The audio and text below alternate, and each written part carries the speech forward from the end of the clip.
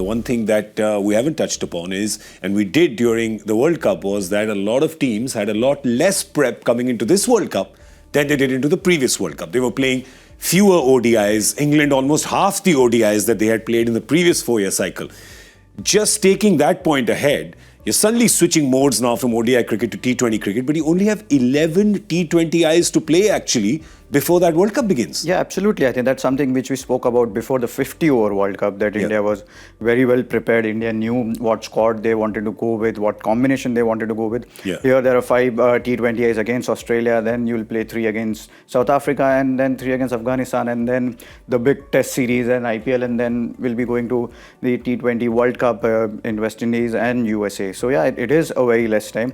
And having said that, there are a lot of questions about whether Rohit and Virat will play this T20 cricket or not. How well will Hardik be fit again? Everyone thought that Hardik will be India's T20 captain. So now, though, he won't be playing any cricket before IPL. So that's another question. What kind of combination India want to go with? So there are a lot of questions for India, and there are very little games to go with it. So yeah, it's going to be an exciting 11 games for India.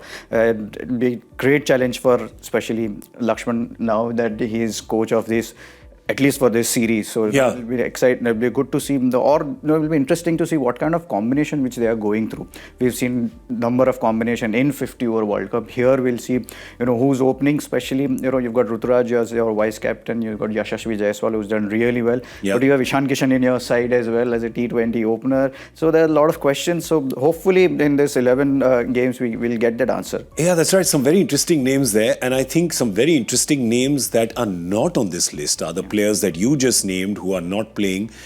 Some, of course, who've been given some rest. Some where you're thinking, will they play the World Cup? Will they continue playing this format or not? And the two, hamare do hero, hamare do sher. Of course, Virat and Rohit, the main discussion will be about them. But you know what? I'm not going to ask Parthiv and Zach about that right now. We have 5 games to talk about that. So we will talk about that. Right now, I want to talk about the approach that this team is going to take, because we spoke about the approach so much, and Rohit spoke about the approach in ODI cricket so much, of how they wanted to play a different brand of cricket ever since he took over captain. And they did that, right? They did that, and effective, of course, 10 matches in a row, played the final.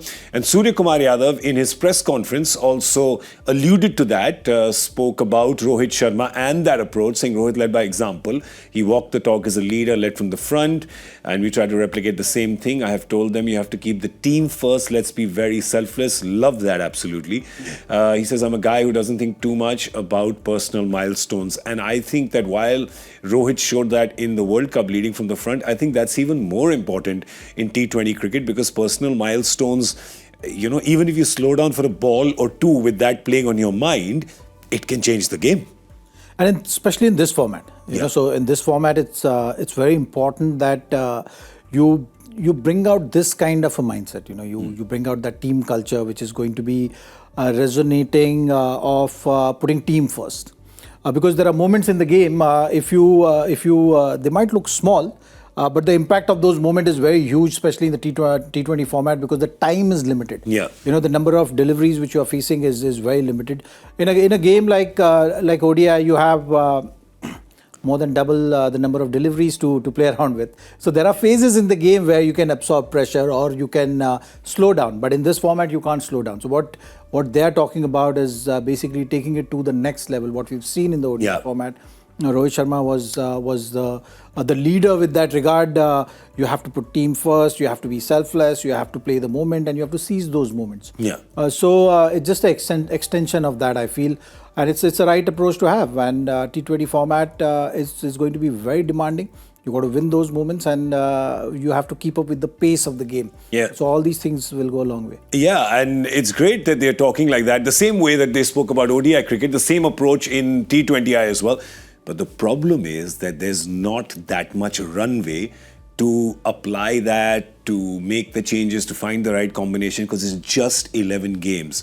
So that thing is going to obviously play on their mind. And then, of course, there's the IPL. where everybody plays T20 cricket, but then you don't have your team playing together. It's people playing against each other, and then they come back into the team again. So I'm sure that these things take a little bit of adjustment, Parthiv. It does, and especially when you spoke about IPL, where there are a lot of people who play out of position. If they are playing for India, when you are batting at number 5, but if you're in IPL, so here Rahul or Shreyas Iyer would be batting at number 3 or opening.